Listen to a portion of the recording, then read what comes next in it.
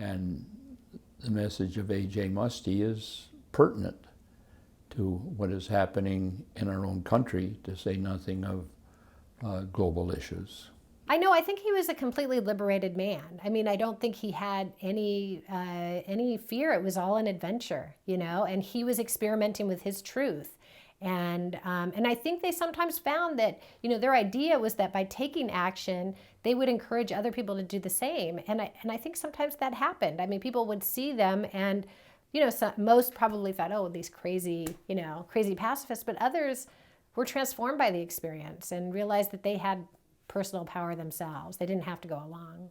He had this combination of a wide view of history and of the times we live in, and he would always refer to that. He'd refer to the big picture, and at the same time, he clearly was very involved in the organizing of the next step, whatever he thought the next step was. He's credited with the saying, although I understand the saying didn't originate with him, that there is no way to peace. Peace is the way. The whole notion of the end does not justify the means.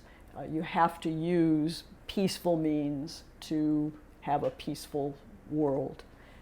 There is no way but peace. And it's one of the things I loved about being in that family. And I would just say the Mustes in general were just a very, very happy family. You know, they enjoyed being together. Shirley often says that when she would be visiting my family in Thornwood before we were married even, what a joy it was to wake up in the morning and hear the sounds of laughter coming from the dining room. And it was a constant. So he was very widely respected in all branches of the peace movement. And the radical civil rights movement in this country, I don't know of any figures more widely respected than he. And because of his wide range of interests, by more people. They knew him. Like, people everywhere knew him. They'd met him. They'd worked with him. They highly respected him. And I love reading what Muste had to say, and I've got so many things that I've put asterisks and underlined and highlighted so many of the wonderful things that A.J. has said. And that without all of that, and without this wonderful, loving person, everybody who was around A.J. felt loved. That when he talked to you, that he was talking to you and you alone. A lot of support of the civil rights movement came from A.J. and the peace movement. And in fact, it was really A.J. that invited Dr. King into the peace movement. He, after all, in the 20th century, was one of the handful of USA people that criticized the wars and criticized racism, criticized inequality. And he did that all of his life, whether he called himself a pacifist or not, all of his life that I knew of him.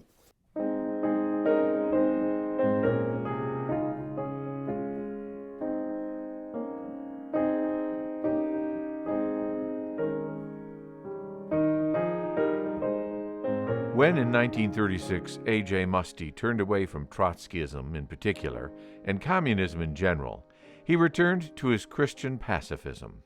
But after that encounter with Trotsky, I think that he felt that it was a dead end, as indeed I think it is also.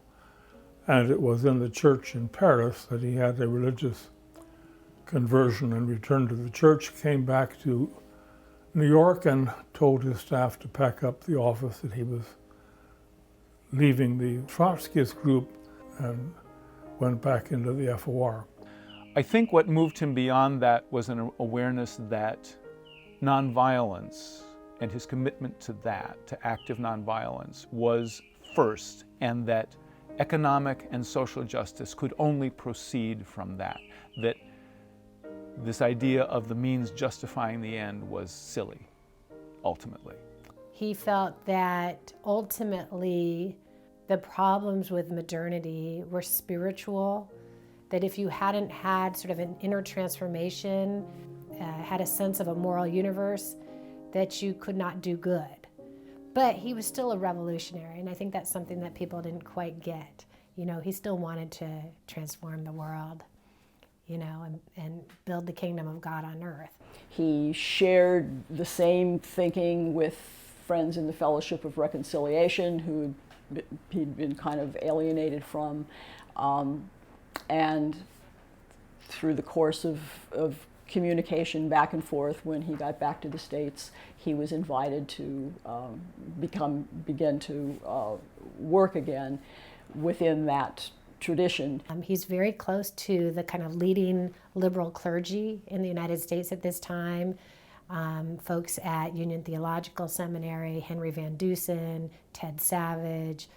He publishes essays in the Presbyterian Tribune, in the Fellowships of Reconciliations magazine, sort of announcing his return to the church. The first job he got was with the Presbyterians.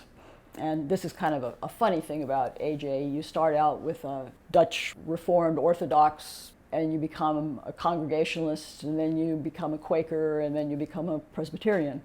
And he was often questioned about that. You know, what are you? And he said, well, you can just call me all those things. It doesn't really matter.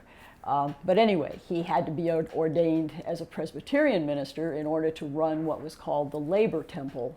And this was another progressive place where a lot of good organizing was going on and a lot of outreach across the country to the progressive unions. It's very much sort of similar work that he was doing really as a minister before, but also as the head of Brookwood Labor College, very much bringing people in. It was an exciting place where people could talk about ideas, where intellectuals would come and speak, as well as sort of social service activities.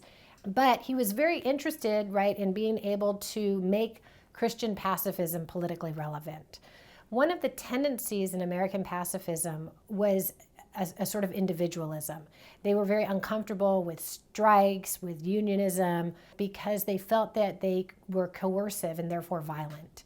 And so Muste and some other pacifists as well had begun to study Gandhian nonviolence as perhaps offering a collective form of protest, you know, sort of would overcome this sort of tradition of individualism. He becomes determined to try to practice nonviolence. And I believe the very first experiment with Gandhian nonviolence actually occurred among his old friends with the Hosiery Union in 1937. They try to lie down.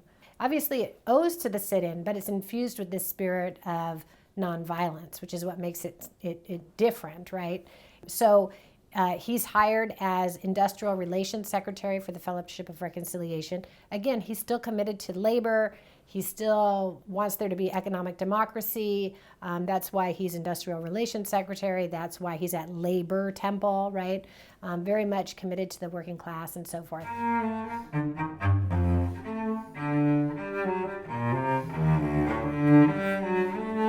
In 1939, under Muste's guidance, the American Friends Service Committee, the Fellowship of Reconciliation, and others published the Pacifist Handbook, an unflinching guide to the risks conscientious objectors faced in the coming war. In response, 2 weeks later, Muste was singled out by Time magazine as the #1 U.S. pacifist. It wasn't applauded. Time identified him as someone not to be trusted. Quote, as far as pure pacifism goes, a Johnny-come-lately. A Marxist, he used to advocate revolution by violence. Then he was called by the FOR, the Fellowship of Reconciliation, to become, I think it was co-director at first with John Nevin Sayer, and he soon became executive director of the FOR. A.J. Muste was executive secretary of the Fellowship of Reconciliation from 1940 to 1953. He had been a member of the Fellowship of Reconciliation for a long time, so his affiliation certainly predated his leadership in the organization, but his leadership is considered one of the most significant, impactful tenures of all of the executive secretaries or executive directors in the more than 100 years history of the Fellowship of Reconciliation in the United States. He had a solid platform then and a solid community. And throughout World War II, until he finally retired from the FOR, he was one of the, if not the statesman of the peace movement. That's not to say that he didn't, again, have many conflicts to deal with. World War II was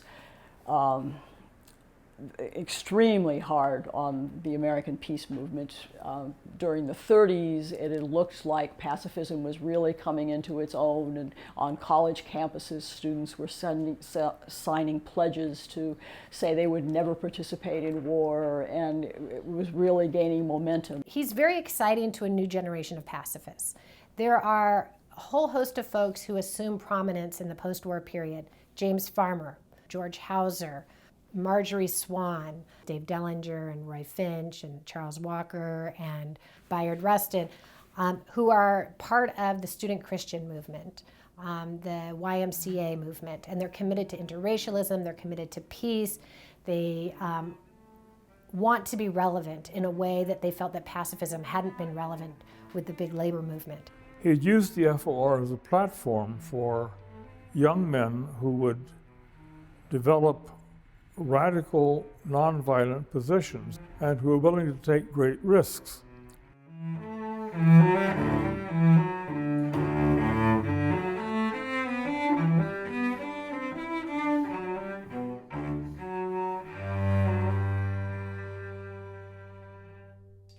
And so as the United States enters World War II, it's a very popular war, and they feel like they need to show that pacifism can be politically relevant. And so Muste's sort of genius was to say, well, let's do it. Let's organize these cells of people committed to Gandhian nonviolence. They will have the discipline and commitment as if they were, Bolsheviks, but they would be committed to love and nonviolence and taking suffering upon themselves. They would work on inner transformation, right, through spiritual disciplines, while also working for outer transformation by taking action. And so when he's appointed the National Secretary of the Fellowship of Reconciliation in 1941, that's what he immediately sets about doing. He hires all of these folks who are really going to be central to experimenting with Gandhian nonviolence to fight racial discrimination and segregation. He hires them all as secretaries, and they start to get to work. A.J.'s position was that buying into the security state and the need for war was not really the function of someone professing Christian beliefs.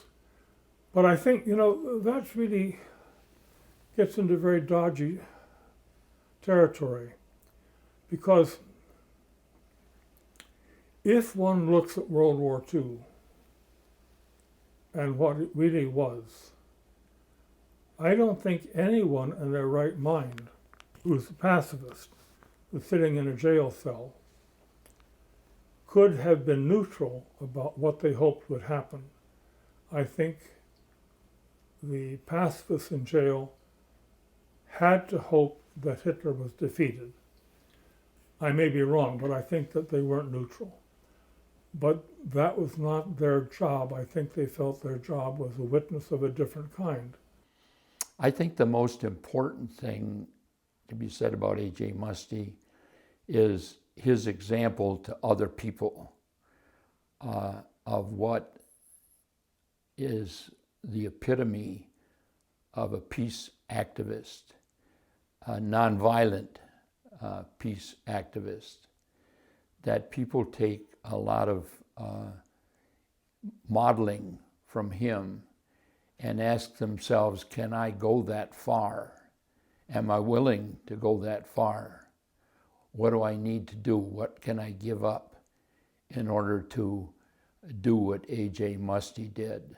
Difficult time to be against war, and Muste made himself famous and infamous by standing up on a friends meeting of worship one day and saying, if I can't love Hitler, I can't love at all.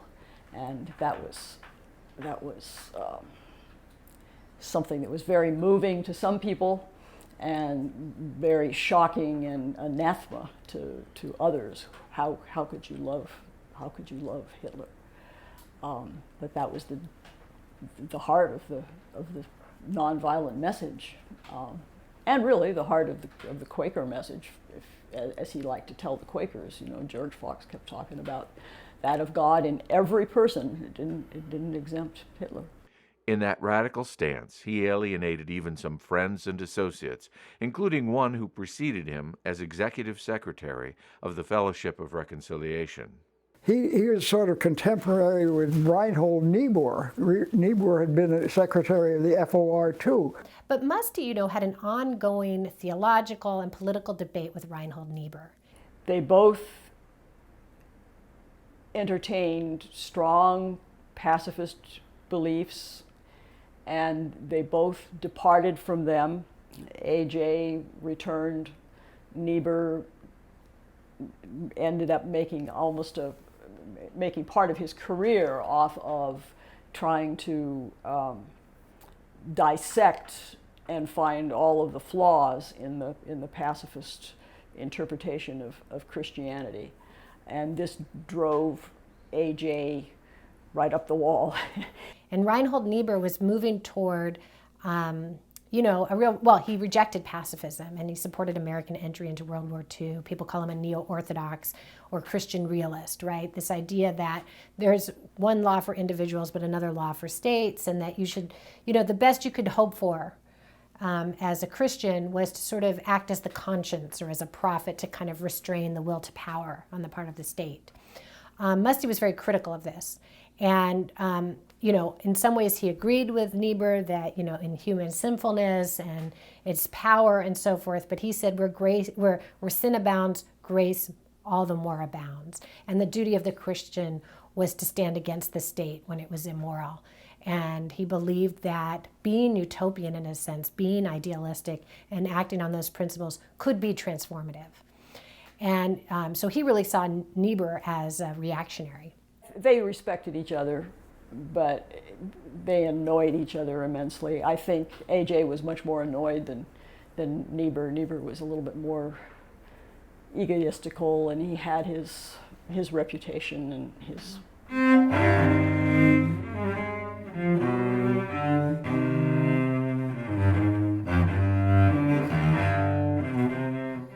And I think it was both honest and good, but also in some ways a tribute to the FOR, that it permitted A.J. to do things that no other organization would have permitted.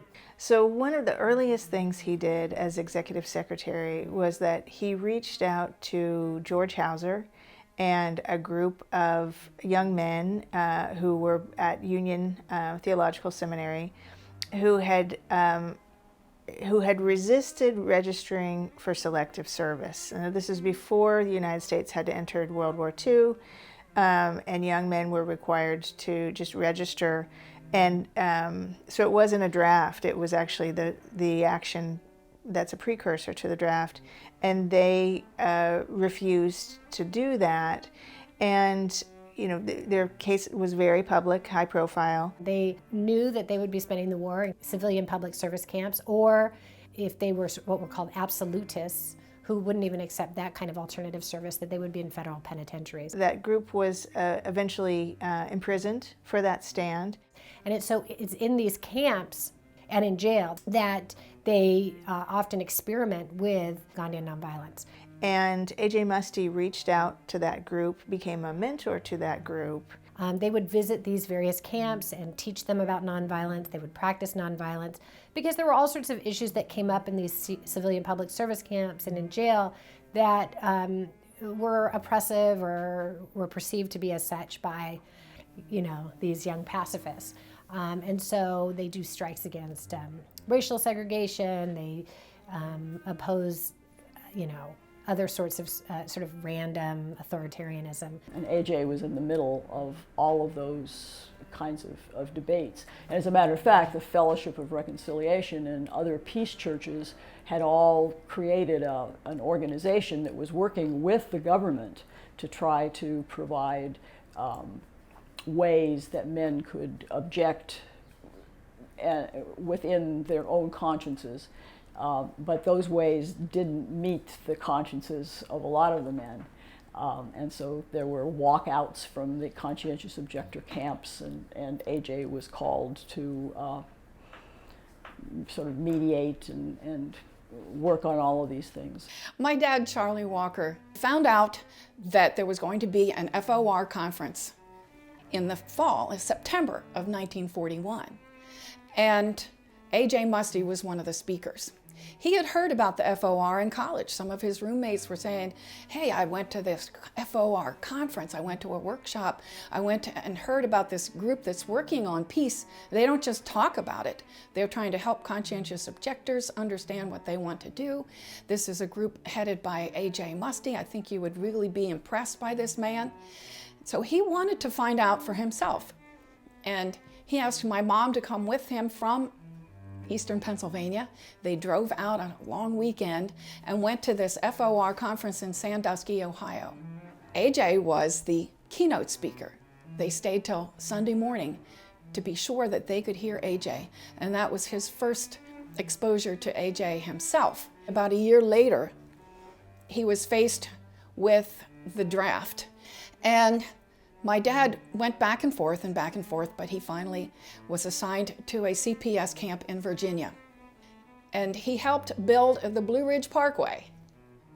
He thought that that was somewhat interesting. However, he felt that he knew he was not doing any work of national importance and that they were trying to push the COs out of the picture, make it so that nobody could really listen to them on what they were trying to say.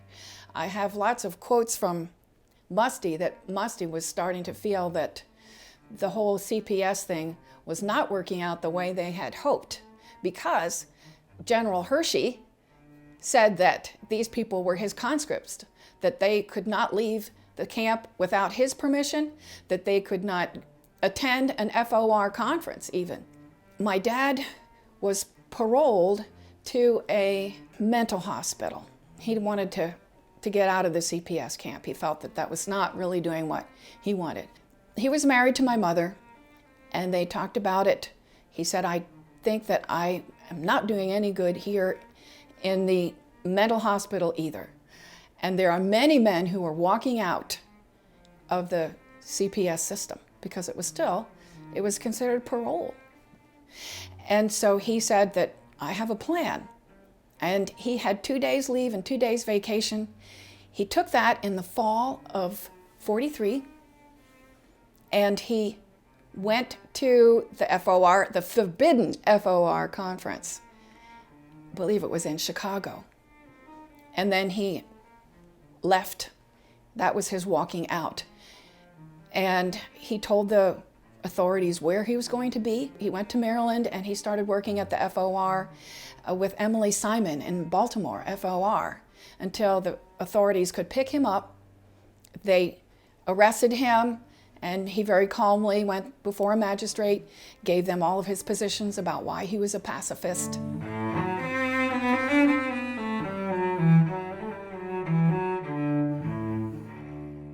Charlie was assigned to a penitentiary in Virginia because he had come out of this CPS camp in Maryland. So it was the hardened criminals went there. And a lot of the COs felt that it certainly was odd that you put people who will not murder, who will not use violence, right in the same place with people who did use violence and who did murder. And he said that when the door clanged on that prison cell, it was a huge relief. He said many people, when that happens to them, they feel such regret and guilt. And he said, I am finally where I belong.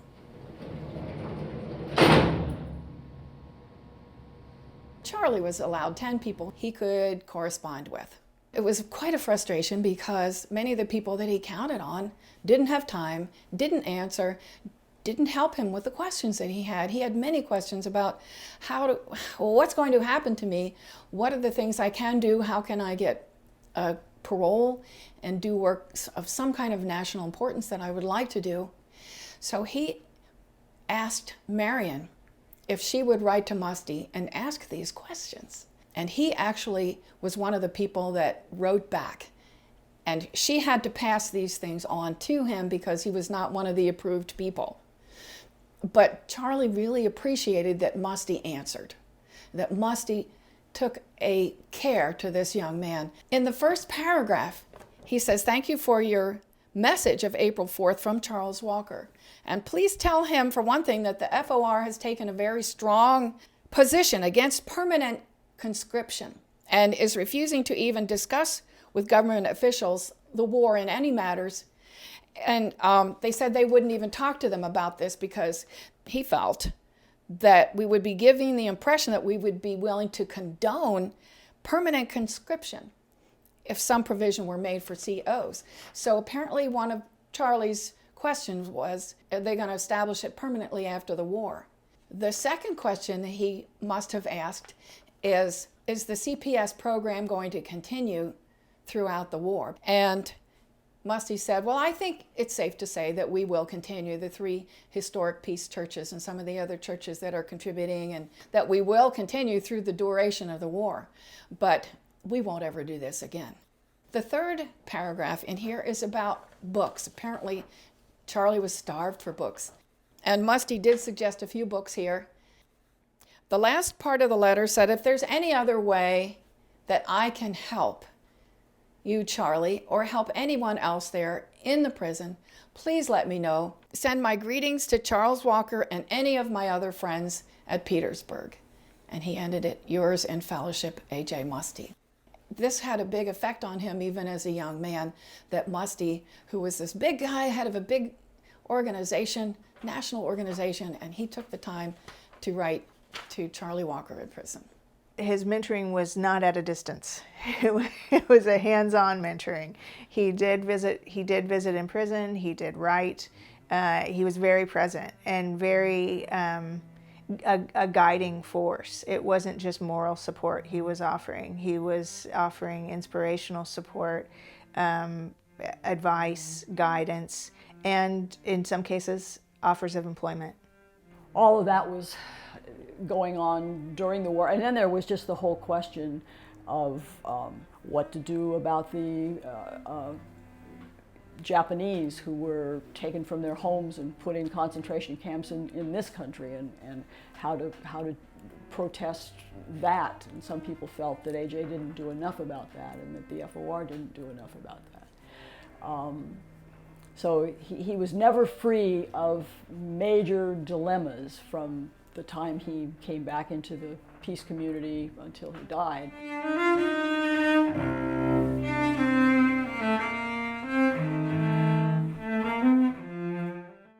Another issue that Muste had to deal with during World War II was the fact that his son, John, who had been brought up in Quaker schools and brought up in the whole pacifist tradition, decided to join the Navy. And it was very, very difficult for A.J. to accept that. I had a telephone interview with John many years ago, and I asked him about that, and he said that he knew his dad was upset, but he said he never did what you might expect a father to do and just say, you can't do that, or how dare you, or any of those kinds of things. He let me know he was disappointed and that he didn't approve, but he said, you have to be who you are. And if that's where you are at the moment and you have to do this, then you have to do it. He was deeply hurt by John's having to go that direction. There was never a fight about it. What was interesting was that my father was at a friend's boarding school at the time. And the real reason he told me that he enlisted was not that he was driven by this deep need to fight the Nazis. It was really that most of his classmates were doing that. And there was a certain, it wasn't peer pressure. They didn't say, oh, come on, John, you need to enlist. But he felt that that was his responsibility, that the responsibility of a young American man at that point was to enlist in the Army and to help fight this great evil. And he said that Uncle John should do what he felt he needed to do. He said something to that effect, because he signed the papers. Right. John was too young to enlist. So, and John says that he when John talked about it, he said, my father, he told me what he thought, but I had to be responsible for what I thought, and I should do what my conscience said. My father always shared my grandfather's leanings, and when we were growing up, there was no question about the rightness or wrongness of the Vietnam War or any of the other conflicts that the U.S. was embroiled in.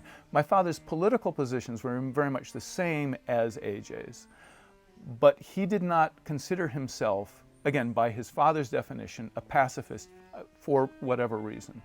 And therefore, in that circumstance, if he was not a pacifist, then his responsibility was to do what he could. As much as he loved his children, he also loved the young people who surrounded him and with whom he shared his pacifism. Of all the young Musteites, A.J. was arguably closest to Bayard Rustin. That relationship brought great joy, but would also bring sorrow.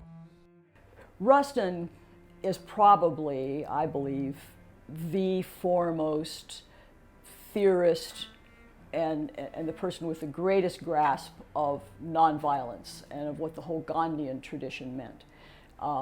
And A.J. saw that, and he was a wonderful organizer. Of course, he could go on and organize the March on Washington in 1963. So he was just steeped in this moral necessity of opposing war. And so he was a conscientious objector. A black, homosexual, conscientious objector. Bayard was a very courageous man, you know. And so I don't think he had to learn that from A.J. He had that. And once he got in jail for refusing alternative service and refusing to cooperate with the state in any way, he discovered, of course, that the jails were segregated. And so he does a double protest by organizing against segregation and getting himself in a world of trouble in jail over and over again about segregation in the dining halls and all the rest. And the story goes that he was transferred from one prison to another, and no head of prison ever wanted to see him. And when he left, the story goes that no one had ever been happier to see a man leave prison than the prison system was to get rid of Rustin.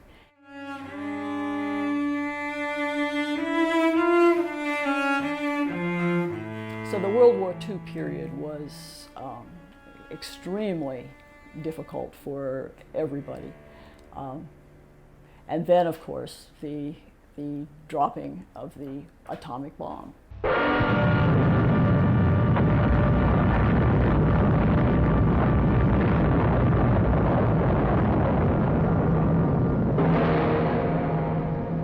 One atomic bomb did this to a city and its people.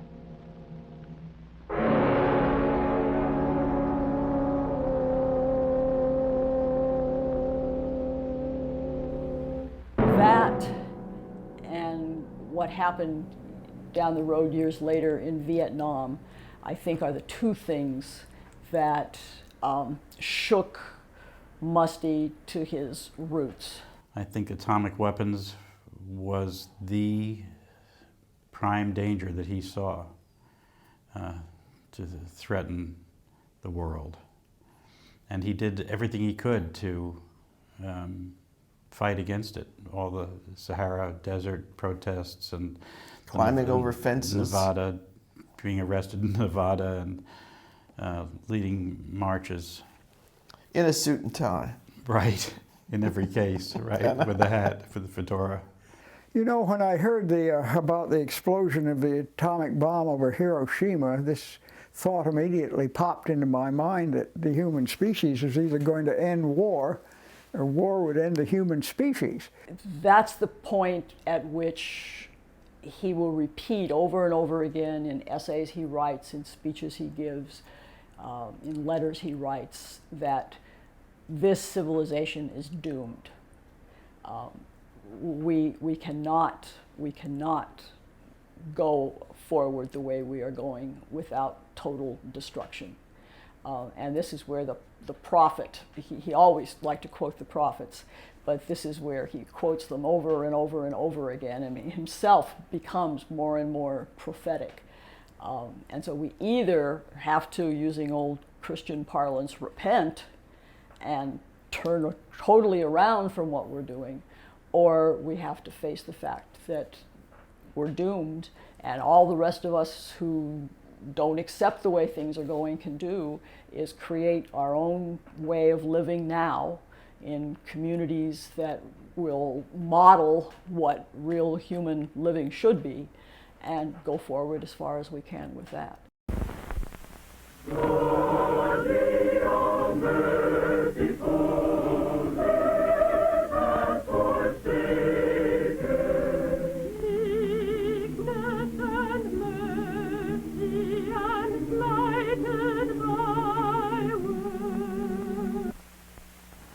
I want to talk with you about this matter of peace in our time. As it is, we are in a rut, persistently trying to overcome war by war and preparation for war. Now it is the plain teaching of Jesus that you cannot thus get figs from thistle. Satan is not going to cast out Satan for you. Evil cannot overcome evil. Violence cannot do away with violence. Evil can be overcome only by good, not by hurting and destroying the evildoer, but by seeking to understand him, by being willing to suffer and die on his behalf. That is the plain meaning of the cross. When it comes, however, to international relations and war, most Christians completely forget about all this, or say that it has nothing to do with these things. The way of love, the way of reconciliation, the way of the cross is not applicable. Here, the ultimate reliance is on the stockpile of atomic weapons. You even have to use them in the last resort. Some would say, taking the Jesus of the cross with you as you obliterate God's children in Hiroshima.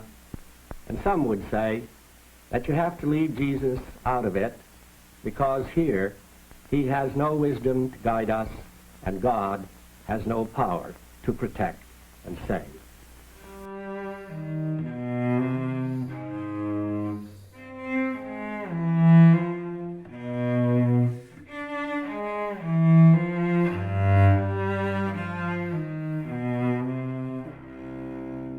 Pacifism took such a hit in its public image during World War II. How could you possibly be pacifist during World War II?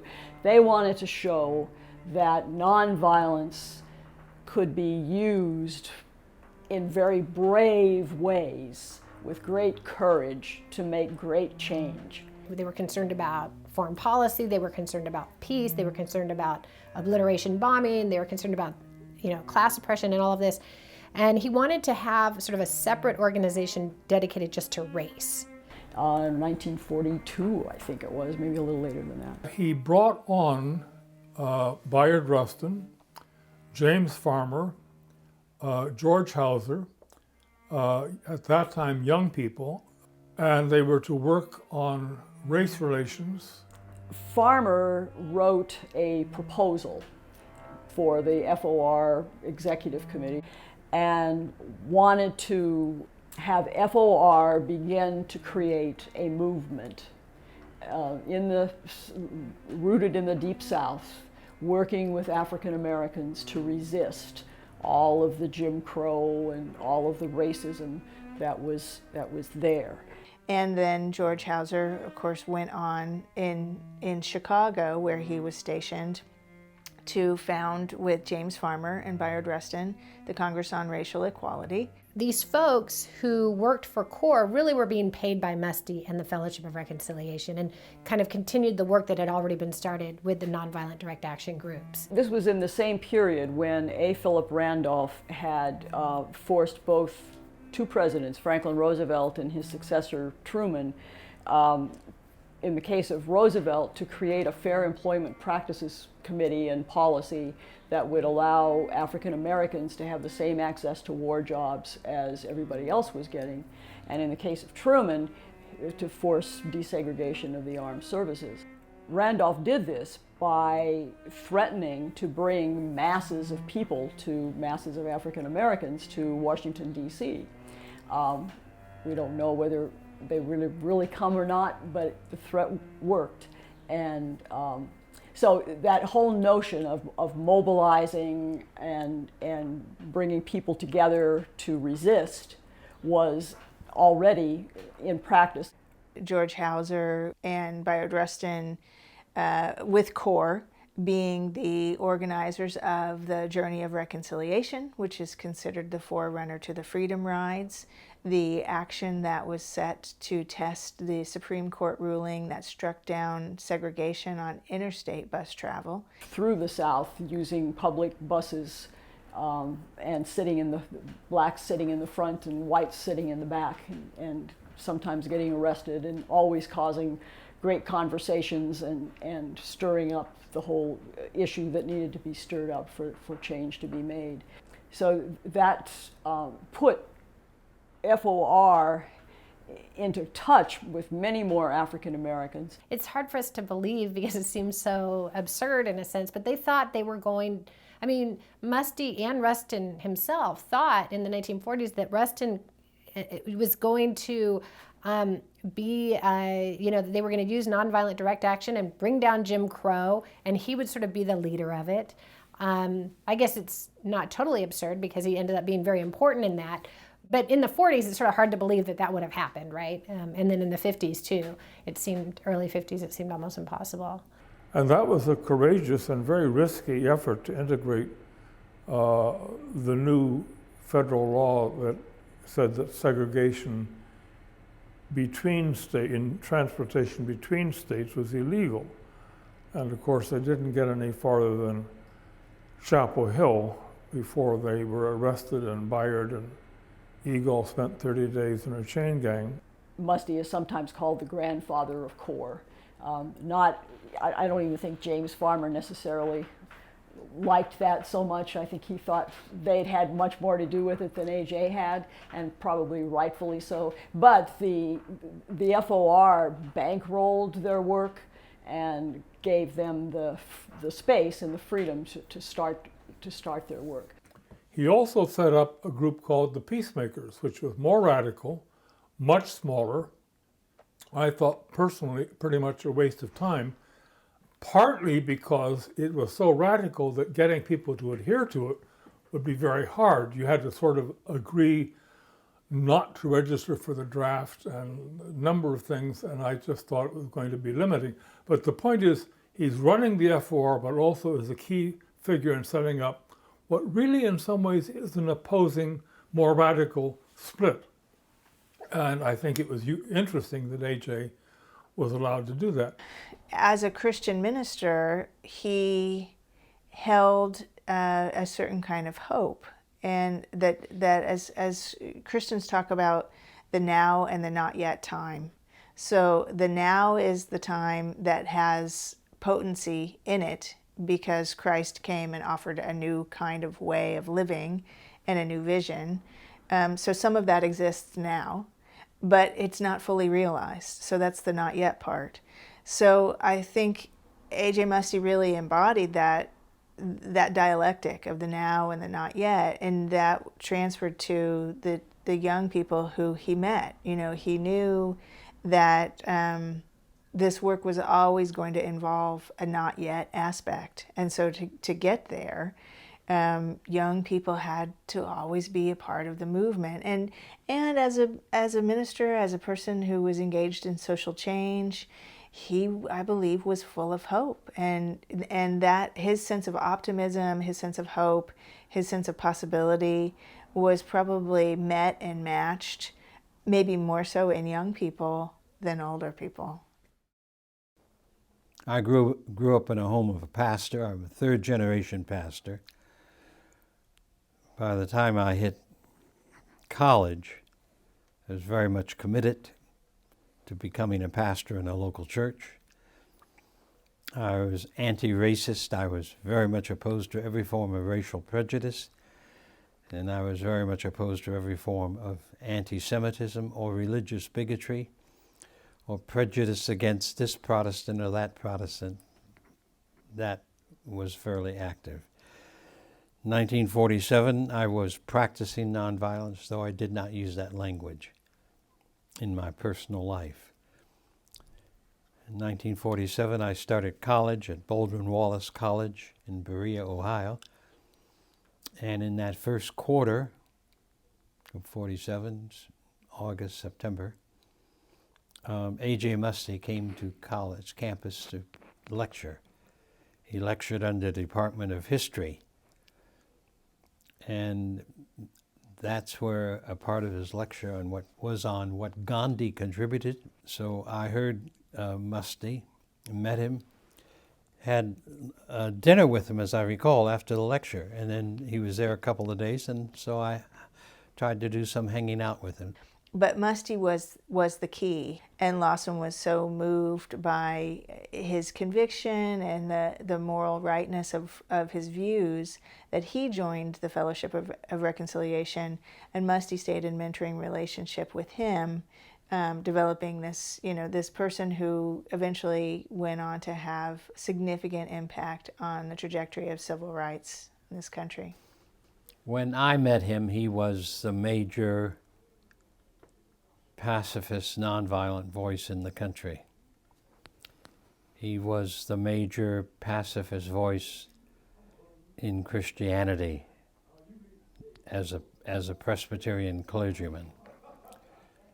He was the major nonviolent voice, recognizing that what Gandhi had begun to do in South Africa in 1906, and then in India after 1915, was a part of the most important work in the world. So he was a friend of Gandhi. Gandhi was still alive. So I would say that he had a lot of impact and influence with me. He became my friend as I was a freshman in college. Because of his lecture in 47, I picked up the Gandhi autobiography and began to study Gandhi and to read Gandhi, and recognized that Gandhi added to my understanding of Jesus, especially with his effort to define nonviolent resistance and to define what he called satyagraha. I looked to his intellectual leadership, spiritual leadership in those years from 47 on. I think he had a particular gift at recognizing not just talent, but inspirational talent. He was a strong enough influence in me that when I became a draft resistor in 48, 49, I guess it was the major year. A.J. Muste, as executive director of FOR, was one of the people who supported my life. The more radical pacifists were doing things like what James Lawson was doing. They were refusing to sign up for the draft. They were going to jail for it. They were taking a stand against U.S. foreign policy at a time when there was tremendous consensus supporting the Cold War. And so Muste was really, with the radicals. He had founded this group called the Peacemakers that was dedicated to what they called holy disobedience.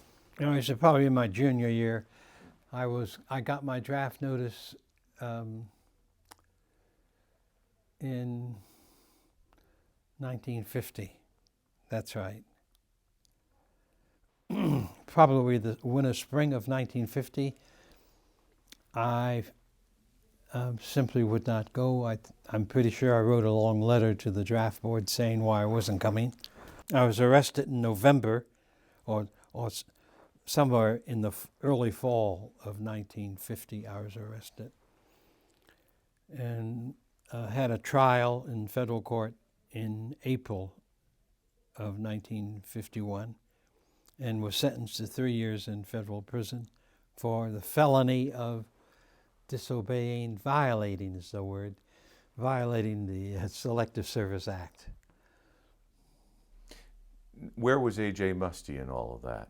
Friends in the Methodist Church, which I still am a member, organized a defense committee, procured lawyers to defend me and money to help defend me in those months before my trial. So he was one of those who joined that process and encouraged it. Yeah, but you did the time. Sure, that's right. But then when you do time like I did, which was in the context of the human community, small as it was, I did not feel threatened by doing the time. I still felt I was on the right path, and so the time, in one sense, the time in prison was incidental to my life, not central. Even though I was away from family for 6 months, I was in a maximum custody cell house with, quote, serious criminals. But none of that took away from my sense of calling and engagement with life and coming to understand what that meant.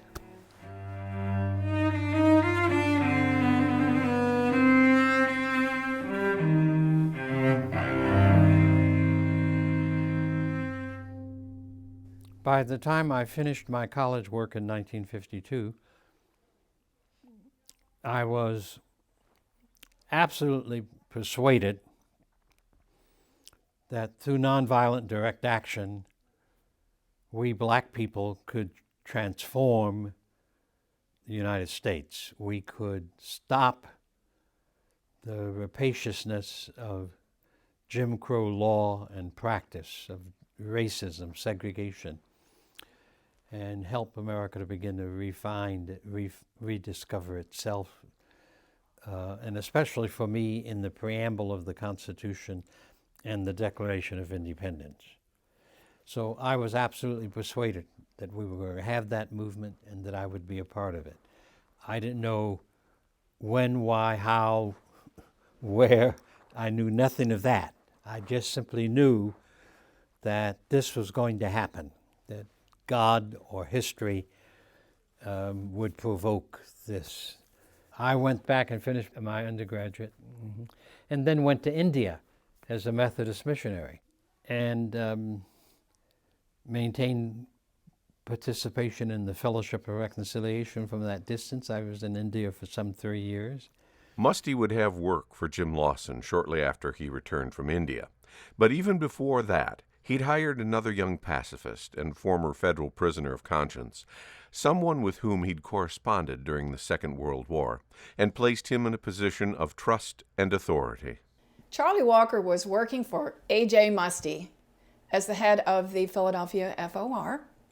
It was his job to go around to different seminaries and to different churches to try to, they called it, get a crack at these young religious leaders while we still could, while they were still in their formative stages. He considered it routine, but Charlie set up a meeting at Crozier Theological Seminary, and he was going to talk to the young people about Gandhi, about nonviolence. It was just part of his job. He went there early in 1949. When this happened, the students were just so excited and so electrified about what Gandhi did in the way of nonviolence that Charlie thought, well, I'm going to bring my boss, A.J. Muste, to Crozier to speak because he's so much better than I am. He's so much more experienced a speaker than I. Let's bring him down. In November of 1949, Charlie picked up A.J.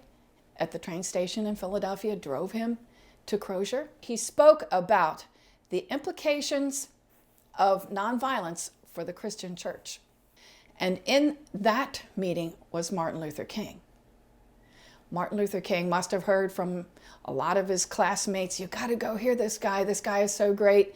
And he said that he was exposed for the very first time to the pacifist position and to nonviolence in a lecture by Dr. A.J. Muste there at Crozier Theological Seminary. He was not a Dr. King at the time, but he was the first black student body president that they ever had at Crozier. He had really made a name for himself. He was well loved, he was well liked, he was a great student, and this was something that really got him going. And it wasn't till maybe a week later that he went into the fellowship house in Philadelphia and heard Dr. Mordecai Johnson speak. And Johnson had just come back from India and talked about Gandhi and what Gandhi had done with nonviolence. Martin Luther King at that point was on fire about this idea. He said he went out and bought 6 books about Gandhi and nonviolence, and he read avidly all the time until he started realizing, wow, I think this could happen in the United States. Yeah, King heard A.J. speak at Crozier, and at the time he was not committed to nonviolence.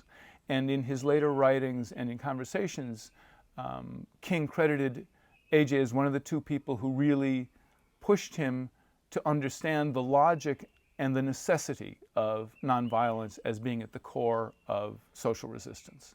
And so I would say that Muste's influence on King was more of an intellectual influence because he was exposed to Muste both as a speaker, and then he read his 1945 book, Not by Might. Both Martin Luther King and James Lawson had read that book, and most all of the rest that the prolific Muste had written. He definitely was more close to a figure like a James Lawson than a King, let's say, in terms of his politics and sensibility.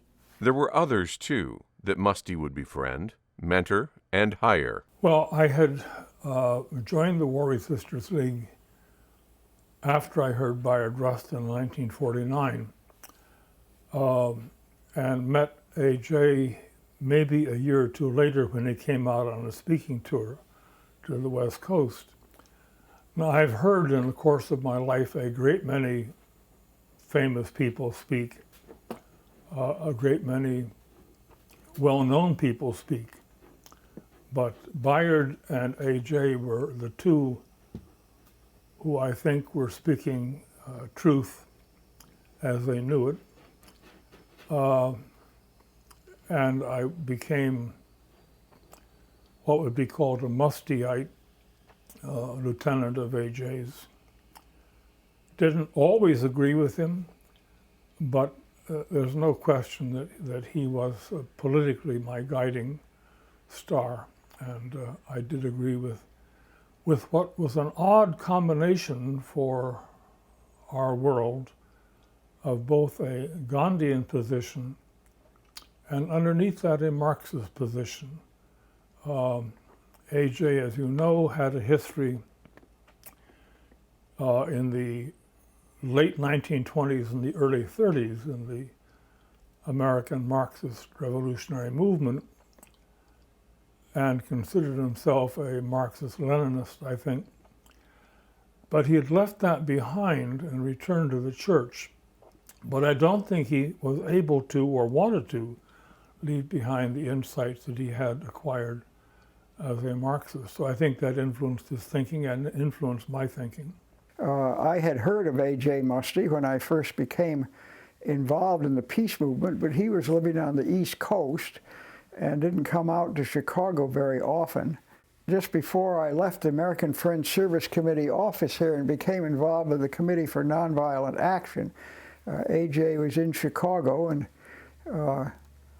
my parents, or either I or my parents, invited him to have dinner with us in this house. And he came and did that, and I got to know him a bit there. He was very much impressed by the program which we developed here. And I think that's one of the reasons he came out to meet the people who were involved in it.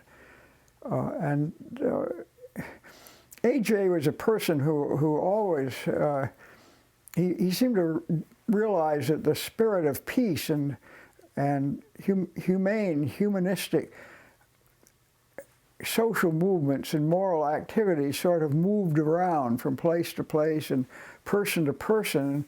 where that spirit was, that center of energy was, he wanted to be associated with that. And I think that's why he came out here, because he saw all of this organizational activity in the pacifist movement in Chicago. And then when the Committee for Nonviolent Action was developed, he was formed, he became involved with that immediately because he saw all of these young people working in it, and he wanted to be part of it. So it was through that tendency of AJ's that I think I got to know him. You didn't have to be useful for AJ to take an interest in you, as he did here with a young bride who married into his family. He was my husband's uncle, and his AJ and my husband's mother were brother and sister, a family of 5. There had been 6, but 1 died. So I've known about AJ for many years, ever before we were married. And the first time I ever met him, he was at Aunt Min's house in Grand Rapids, and she called and said, "Would you like to come over and meet AJ Muste?" And I said, "Sure." We both said, "Certainly." Of course, Bruce knew him because it was his uncle. And sat and talked, had a lovely conversation. And I was very impressed. Here I am, we were newly married, we'd only been married a couple of months, newly graduated, and I met this tall, gangly man. The time went by so fast that we couldn't believe that we had been there 2 or 3 hours. But he was fascinating to listen to. And I think that was one of his big appeals, because he could talk and communicate with most anybody, including a new bride. So he did tell us a lot about where he had been. And of course it was for Aunt Min's benefit, his sister, because she was interested in hearing about all the places he had been to, and we all were too. And I knew that he had been very controversial. This was in 1953, and he had already been arrested several times. So frankly, I was in awe of this man, but his charm and his warmth, it was just, you know, he was just another person we were talking to in Aunt Min's living room. Just a wonderful, wonderful time. I do recall one visit we took to Michigan to one of my father's aunts or great aunts, and we spent a couple of days there, and AJ was there as well visiting, I think. He was there briefly. He was not there the whole time. And what I remember mostly was how little fun we were supposed to be having. My brother and I were expected to be quiet a lot, and my parents understood this, and I think they had tried to sort of warn us that this was going to be the case, that there weren't a lot of kids around, there wasn't going to be a lot of playing, and that this was, you know. But it wasn't, I don't think anybody ever yelled at us, but it was really clear that we were supposed to sit quietly and read, or we might go for a walk or so forth, but we were not going to be tearing around this house and doing any of those kinds of things. That was AJ's Michigan past. In his own New York City home, things were far different. At one point, the Muste family lived in an apartment upstairs from a restaurant. The Kretschma. And the restaurant was a Russian restaurant called the Kretschma. And the story was that the Kretschma would close for the month of August every summer, and all the cockroaches would move upstairs. So you could hear them rattling the dishes. Rattling the wooden salad bowls in the pantry. But that leads me to how much the Muste family enjoyed singing together. And one of their favorite songs was the Kretschma, which was recorded by Theodore Bickel. And it's a song about the restaurant that they lived upstairs from. And it sort of goes like, when you hear Russian songs, do you suffer? Does your heart start to pound in your chest? If it does, then come to the Kretschma. It costs plenty, but it's from the best. And there is singing and there is dancing and the borscht and piroshki's all right. Come to the kreczma, that's where you catch drinking vodka every night.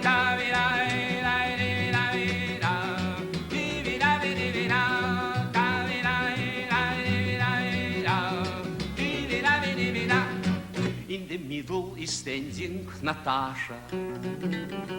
All the men are beginning to pet.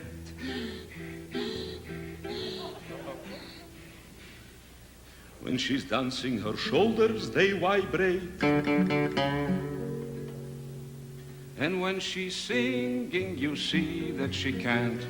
And there is singing, and there is dancing, and the Russian baritones are right. Come to the kreczma, that's where you catch ma, making goopy every night.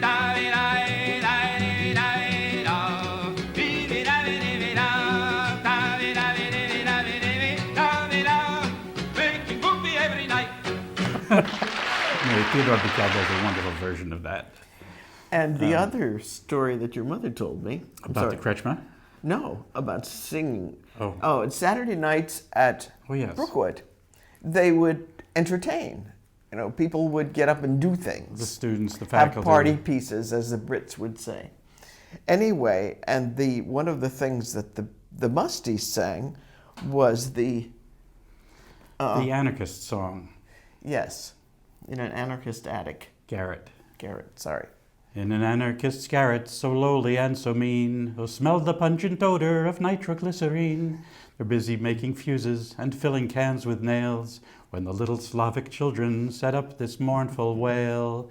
Oh, it's Sister Jenny's turn to throw the bomb. The last one, it was thrown by Brother Tom. And the Kopskis all know Dad, and poor Mama's aim is bad. So it's Sister Jenny's turn to throw the bomb. Apparently that was a favorite song of theirs. So when I meet Richard, I'm telling him how much I like musicals, and he said, I don't really care for them a whole lot. But he'd been to a number of them.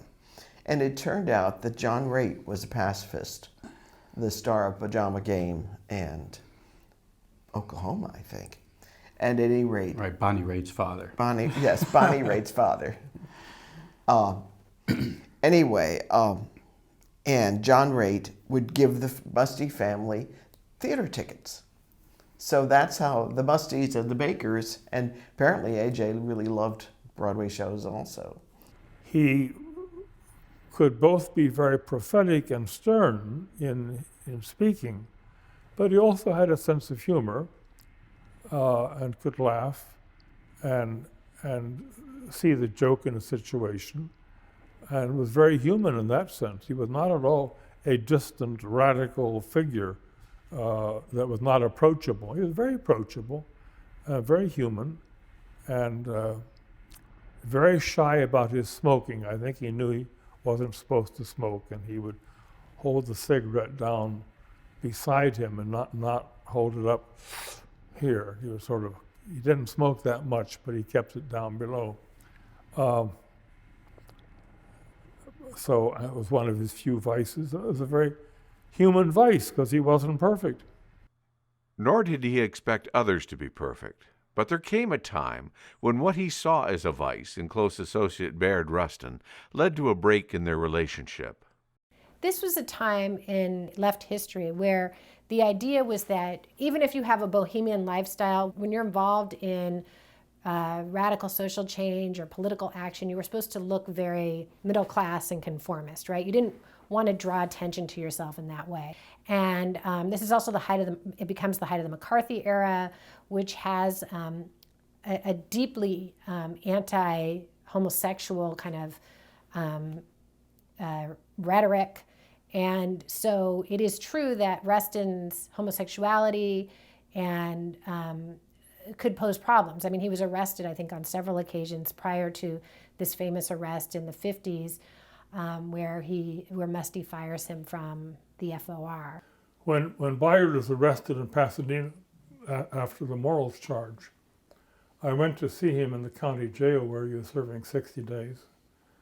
And he was a broken man. And when he came out, I had him down to my little beach shack in Ocean Park for dinner. And on the way down, as we drove, I said, Bayard, one of the things that has impressed me about you is that you are the only person I met who is aware that half of what he's saying is a lie. And he laughed. And I'm not positive he knew what I meant. But on the one hand, Bayard and myself were preaching about total honesty in dealing with the world. On the other hand, we were being totally secretive about our personal lives, which were illegal and immoral and so on. So I'm talking to kids trying to recruit them, and I'm shielding the fact that I'm homosexual. So I think in this sense it was a lie. You're talking about being totally honest, but you're not being totally honest. You're trapped. I'm not sure this is true of AJ. I think AJ was not aware sometimes of the double level, the complexity of our lives. Muste had talked to Rustin about this repeatedly, and sort of there was a sense that Rustin, wasn't exercising the proper discipline for a revolutionary, for a pacifist. AJ had problems with sexuality as such because of the times from which he came. While he was certainly Bayard's champion and mentor in many ways, he really believed in consistency with the prevailing Christian thought and even societal thought at that time that his homosexuality was a choice and was a sin, and that Bayard should have control over his actions, and that in not exercising that control, he was exhibiting a kind of moral depravity. And they're actually inconsistent with a lot of Muste's other very radical, very forward-thinking beliefs and actions. AJ, who was very forward-looking on all issues, hadn't quite caught up to where we are today with the whole question of where do gay people fit in our society, and what is gayness. He was back in the day when it was something that you could change, and you needed to pray over it. And AJ was very stern with him, hired a therapist, insisted that he had to stop his activities as a gay person. And when that proved impossible, there was a very unfortunate break. The social teachings of his Christian tradition, I think, infected his ability to see Bayard and to understand his sexual orientation in a way that was right and true, and kept him from being able to see that those beliefs created a kind of oppression that were counter to the kinds of social change and liberation that he was working for in racial justice and in so many other aspects. As it was reported to me by various people closer, or older and closer to the scene, was that it was essential to the life of Fellowship of Reconciliation, where AJ was director and Bayard was a youth worker, that Bayard be separated from the FOR, because the FOR could not handle gayness at that time. Of course, the entire scene was homophobic in those days. Almost nobody could handle that. And so it was just one more of those organizations that couldn't handle an openly gay staff member. And so AJ did what he needed to do for the sake of the organization. And I never heard anybody say that he dissed Bayard in a personal way or as a mentor, but just that for organizational reasons, he needed to be let go. And of course, he slid over to War Resisters League, where AJ was also a huge influence. So I don't, and then by the time I got old enough to, and reputable enough to be admitted into those circles, I never saw any separation. So I doubt very much that there was a personal division between them. Yes, I think some people have maybe made too much of this event. The FOR was, after all, a Christian pacifist organization with a lot of ministers in it. And so the War Resisters League, which was secular, was interested in hiring Rustin after he was fired from the FOR. And I know Muste stood against that. But then pretty quickly thereafter, the two of them are working together again pretty closely. So their relationship continues and evolves. That evolution meant that Bayard would no longer see A.J. as his mentor or guide. And while they would work together again, that would be over time. And in one respect, A.J. was running out. The Fellowship of Reconciliation, it was an organization with more moderate members and more radical members. And Muste, of course, was taking it in quite radical directions in the 1940s, nonviolent direct action against racial segregation and discrimination, civil disobedience to the draft, that sort of thing. Members of the FOR were kind of willing to go along with that, but then once the Cold War gets going and there's a Red Scare, there's a real sense that the organization should take a more moderate public, face. And so the more moderate leadership of the organization really pushes Muste out. And he was fired, basically. They had passed a rule to retire people at 65, and A.J. was already past that. And they retired him with a little pension and money for a secretary. But he had been too radical for the board of FOR, and he was essentially let go. I remember going to the last conference of the FOR in Los Angeles in whatever year it was, early 50s. They had several regional conferences, each maybe 3, and each one was the celebration, whatever year it was. And this was the last time A.J. would be speaking as the executive secretary. So I went thinking that A.J., I went because I was in the FOR. Now, Shaman, shut up, all right? I mean, really, shut up. I went thinking that A.J. here on the last time he would be speaking as the executive secretary of the FOR, I thought he'd be making some pitch for nonviolence in the Gandhian sense and the biblical sense and the sense of Jesus and all the rest. Instead, he talked about how humanity was hung from a cross of gold, how the nature of capitalism destroyed human relationships. It was a radical speech. It was not a Marxist speech, but it was certainly very close to it. It was a call for revolution, not an armed revolution, but a call for a real upheaval in how we accepted a society which had so many poor, so many prisoners, and he was passing judgment on that with all of the power of an Old Testament prophet. You're a strange cat. You're a very strange cat. But by the same token, he was really important to the organization because there were a lot of people who admired him. So I think that's probably why they made him emeritus. He'd been dispossessed of his formal leadership in the FOR, but worse was to befall him. His beloved Anna was ill. And then my parents, after the war, things became, I guess everybody sort of began to prosper.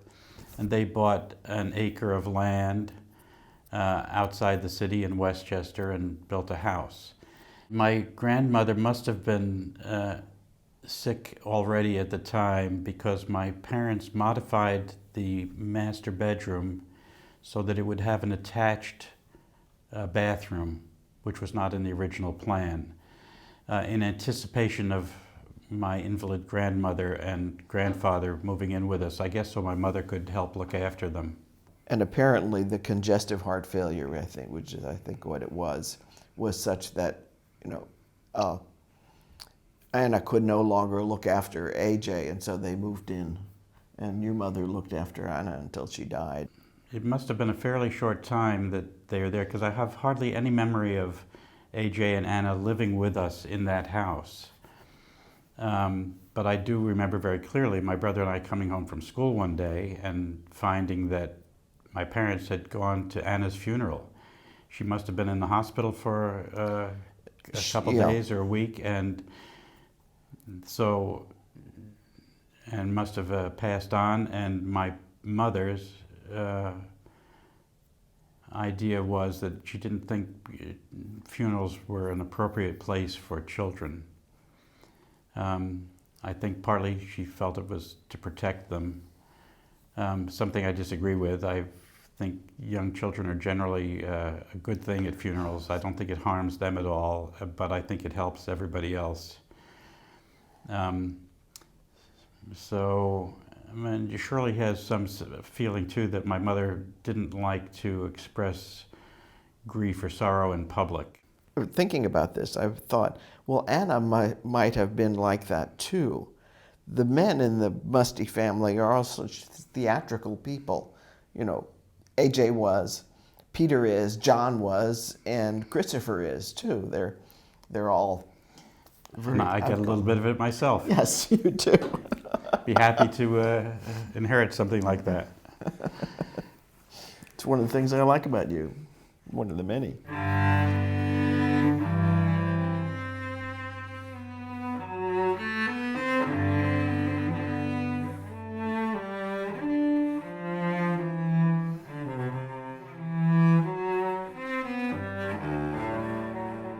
And then AJ moved back to the city pretty quickly because, you know, that was the center of his activity.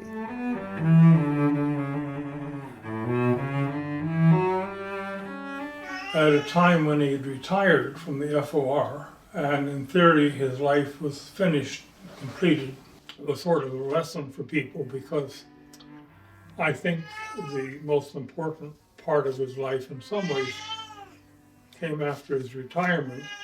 Yeah, kept on going.